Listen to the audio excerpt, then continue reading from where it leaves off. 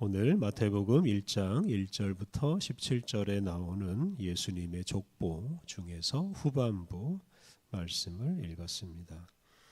마태는 그리스도이신 예수님이 아브라함과 다윗의 자손이라는 것을 강조합니다. 하나님께서 아브라함과 다윗에게 온 세계 모든 민족에게 복을 주시기로 약속하셨는데 그것이 예수님을 통해서 실현된다는 점을 강조합니다. 어제 읽은 2절부터 5절은 아브라함부터 다윗의 아버지 2세까지 이르는 족보이고 오늘 본문은 이제 다윗부터 예수님에게 이르는 족보입니다. 먼저 6절부터 11절은 예수님의 조상 중에서 다윗과 다윗의 후손들 중에서 왕 위에 올랐던 사람들의 족보입니다. 이 왕들은 남왕국 유다가 바벨론에게 망할 때까지 왕 노릇을 했던 사람들입니다.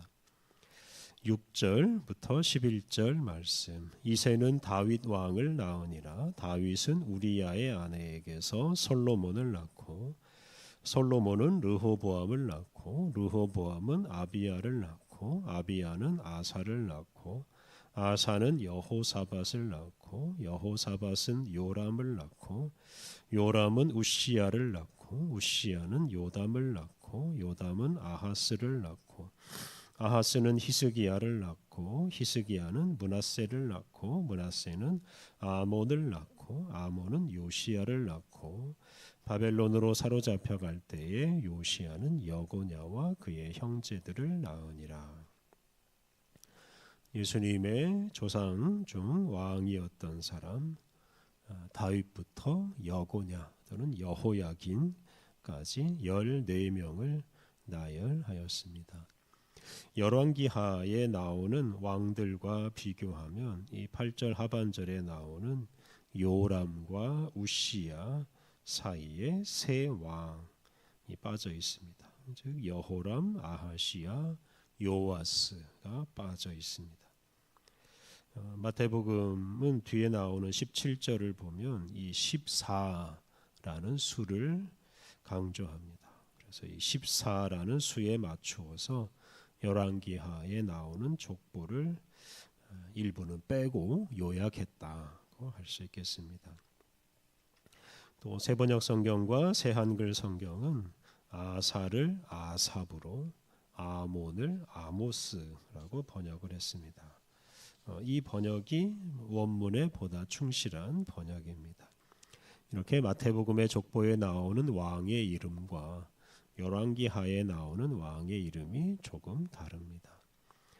어제 말씀드린 것처럼 예수님의 족보는 생물학적인 족보가 아니고 또 역사적으로 정확한 정보를 제공하기 위한 족보도 아닙니다. 6절부터 11절에서 우리가 주목할 것은 예수님이 왕의 가문에서 왕의 후손으로 태어났다 하는 점입니다. 예수님의 조상으로 기록된 이 여러 왕들은 다 훌륭한 왕은 아닙니다. 열왕기 상하 말씀을 보면 남왕국 유다가 망한 결정적인 원인은 바로 이 왕들의 범죄입니다. 그런 면에서 오늘 본문에 기록된 왕들은 실패한 왕들입니다. 이스라엘 민족은 이 어리석고 죄 많은 왕들 때문에 고생하고 망하기까지 하였습니다. 그리고 바로 그것 때문에 이스라엘 자손은 하나님께서 보내주실 새로운 왕, 즉 메시아를 고대하였습니다. 그리고 그 메시아에 대한 기대가 절정에 달했을 때 바로 예수님께서 세상에 오셨습니다. 12절부터 16절까지 말씀은 남왕국 유다가 바벨론에게 망한 이후에 예수님의 족보입니다. 12절부터 16절 바벨론으로 사로잡혀간 후에 여고냐는 스알디엘을 낳고 스알디엘은 수룹바벨을 낳고 수룹바벨은 아비훗을 낳고 아비훗은 엘리야김을 낳고 엘리야김은 아소르를 낳고 아소르는 사독을 낳고 사독은 아킴을 낳고 아킴은 엘리웃을 낳고 엘리웃은 엘르아살을 낳고 엘르아살은 mat단을 낳고 mat단은 야곱을 낳고 야곱은 마리아의 남편 요셉을 낳았으니 마리아에게서 그리스도라 칭하는 예수가 나시니라. 남왕국 유다가 망한 후에 일부 유대인들은 바벨론으로 사로잡혀 가서 70여 년을 삽니다. 페르시아가 바벨론을 멸망시키는데요. 그 후에 이스라엘 민족을 이 바벨론으로 고향으로 돌려보냅니다. 그래서 페르시아 치하에서 유대인들이 고향으로 돌아와서 성전을 짓고 새로운 생활을 시작합니다. 그런데 그 유대인들은 또 연달아서 그리스, 로마의 지배를 받습니다. 이렇게 바벨론, 페르시아, 그리스, 로마의 지배를 연달아 받으면서 이스라엘 민족의 고통은 나날이 가중되었습니다. 그로 인해 절망하고 포기하는 사람들이 있는가 하면 경건한 사람들은 메시아가 오기를 더욱 간절히 기대하고 기도하였습니다. 예수님은 가장 절망적인 때에 세상을 구원할 메시아로 이 세상에 오셨습니다. 17절 그런즉 모든 대수가 아브라함부터 다윗까지 14대요 다윗부터 바벨론으로 사로잡혀 갈 때까지 14대요 바벨론으로 사로잡혀간 후부터 그리스도까지 14대더라. 14대라는 말이 3번 반복됩니다. 아브라함부터 다윗까지 또 다윗으로부터 바벨론으로 사로잡혀 갈 때까지 사로잡혀간 후부터 예수님이 탄생할 때까지 각각 14대 총 42대에 걸친 예수님의 족보를 기록하였습니다. 그런데 아브라함부터 다윗까지의 기간은 500년이 훨씬 넘기 때문에 이 기간을 사실 14대만으로 설명하기가 어렵습니다. 또 남왕국 유다가 망한 때로부터 예수님이 탄생할 때까지의 기간은 600년이나 되기 때문에 이 기간도 14대만으로는 설명하기가 쉽지 않습니다. 그러니까 그 기간에 예수님의 조상들이 좀 더 있었을 것이다 라는 뜻입니다. 그래서 예수님은 이 기간에서 상당 부분을 생략하고 14대로 요약을 했다고 말할 수 있겠습니다. 앞서 말씀드렸듯이 예수님의 족보를 생물학적으로나 역사적으로 정확하게 설명하는 것은 이 마태복음의 관심은 아닙니다. 요한복음 1장 13절을 보면 혈통이나 육정이나 사람의 뜻으로 난 것은 중요하지 않다고 말씀하셨는데 예수님의 족보에서도 우리가 주목할 것은 생물학적이거나 역사적으로 정확한 정보가 아니라 이 족보가 주는 영적인 의미입니다. 그래서 여기서 우리가 14, 14이라는 수를 주목해야 하는데요. 이 14라는 숫자는 다윗을 가리키는 수입니다. 히브리어 알파벳은 숫자 역할도 하는데요. 예를 들어 히브리어 알파벳 중에서 첫 글자 알렙은 1, 숫자로 1을 가리키고 다음 알파벳 베트는 2를 나타냅니다. 근데 다윗은 네 번째 알파벳인 달렛 또 여섯 번째 알파벳인 와우 그리고 네 번째 알파벳인 달렛 이 세 글자로 이루어졌는데 이 세 글자가 나타내는 숫자를 합하면 그게 바로 14, 14가 됩니다. 그래서 마태는 이 14라는 숫자에 맞추어서 예수님의 족보를 셋으로 구분해서 만들었습니다. 그리고 마태는 이 14라는 수를 활용해서 예수님은 다윗의 후손이시다라는 것을 거듭 강조하였습니다.